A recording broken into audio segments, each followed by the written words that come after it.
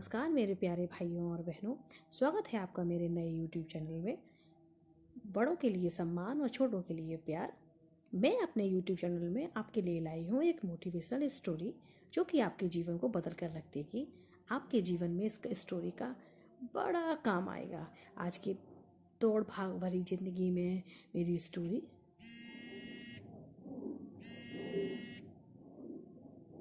Story आपको बहुत बहुत बहुत आगे बढ़ने के लिए मोटिवेट करेगी।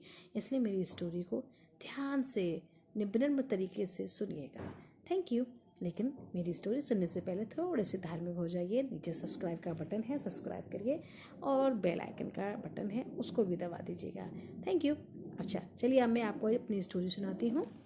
एक गाँव था, वहाँ एक मिडिल क्लास फैमिली रहती थी।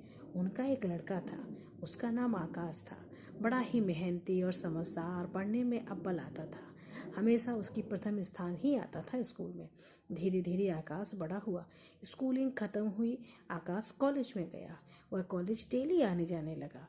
दिन बीतने लगे, उसके स्वभाव में भी फर्क आने लगा।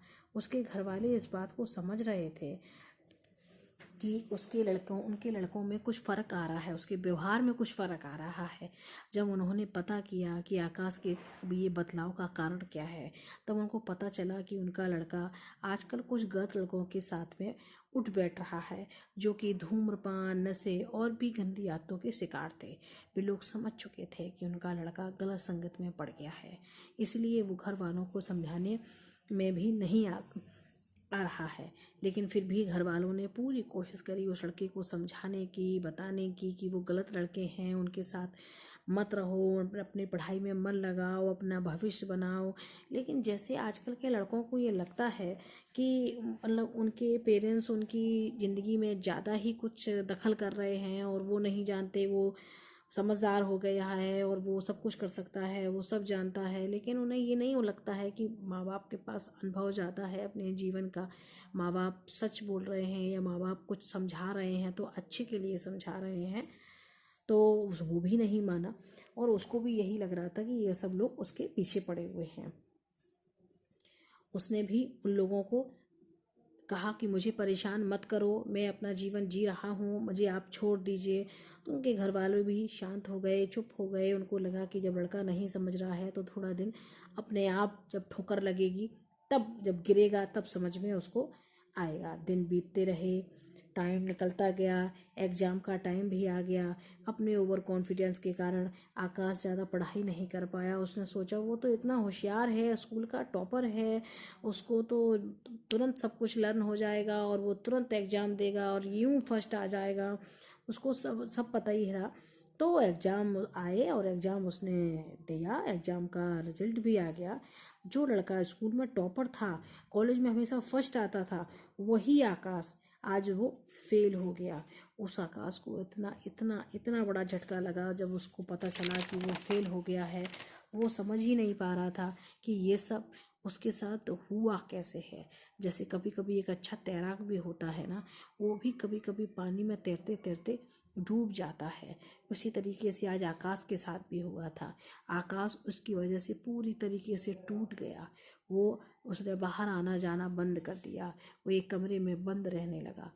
एक दिन उसके दादाजी बाहर आग जलाकर आग सेक रहे थे। आकाश भी बाहर आग के पास आकर बैठ गया। कुछ देर तक तो किसी ने एक दूसरे से कोई बात नहीं करी। कुछ देर बाद उसके दादाजी ने कोयले का एक टुकड़ा उठाकर बाहर मिट्टी में फेंक दिया। बाहर आने के बाद कुछ देर बाद कोयले का टुकड़ा धीरे धीरे बुझ गया। आदित्य सब चुपचाप देख रहा था। फिर बोला, अगर ये टुकड़ा आग से आप ना निकालते और थोड़ी देर और आग जल सकती थी और हम हाथ और थोड़ी देर सेक सकते थे। इस पर दादाजी मुस्कुराए और बोले, लो तो अभी ये टुकड़ा उठाई लेता हूँ और वापस आग में डाल ही देता हूँ। मिट्टी में डालने के कारण वो जरूर गया है, लेकिन इसकी काबिलियत कम नहीं हुई है। टुकड़ा आग में गया और वापस धड़कने लगा, आग जलने लगी। वैसे ही तुम हो, अभी थोड़े कमज़ोर हो गए हो क्योंकि तुम गलत संगत में आ गए थे, इसलिए ठंडे जरूर हो गए हो, इसलिए तुम फेल हो गए हो। अब वापस कोशिश करो, तुम निश्चित तौर पर जीतोगे। आकाश अब समझ चुका था कि दादाजी उसको क्या समझाना चाहते हैं।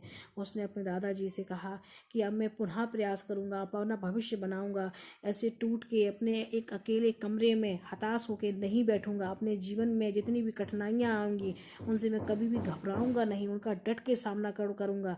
एक बार गिरने के बाद दोबारा उठना चाहिए, अपनी समस्याओं को सुलझाना चाहिए। यही है ये स्टोरी। उसके बाद आकाश ने अपनी पूरी कोशिश करी और वो फर्स्ट आया। उसने अपने जीवन में हताश नहीं हुआ, वो अपनी कठिनाइयों से लड़ा। उसी तरीके से आप लोग भी अपनी किसी भी जीवन में कितनी भी परेशानियां आए, कितनी भी कठिनाइयां आए, आप लोग उसको घबराइए नहीं, उसको पीछे मत हटिए, उससे लड़िए, उससे डटिए। आप उसके सामने खड़े रहेंगे और एक दिन आप उससे ज़रूर विजयी होंगे। शायद पहले भी आपने ये कहानी कई बार पढ़ी होगी, सुनी होगी। इसके पीछे का मैसेज भी आपने कई बार सुना होगा, लेकिन कई बार क्या होता है कि हम उसको सुनने के बाद भी हम उसको निगलेक्ट कर देते हैं, हम नहीं सुनते कि वो क्या है क्या नहीं है। तो इस स्टोरी को कृपया समझें, उसके पीछे का मतलब समझें, उसका मैसेज समझें और उसको अपने जीवन में उतारें। Thank you. और जाने से पहले मेरा चैनल सब्सक्राइब करिएगा, क्योंकि अगली स्टोरी मैं बहुत जल्द डालूंगी और उसका आप लोग इंतज़ार करिएगा। Thank you.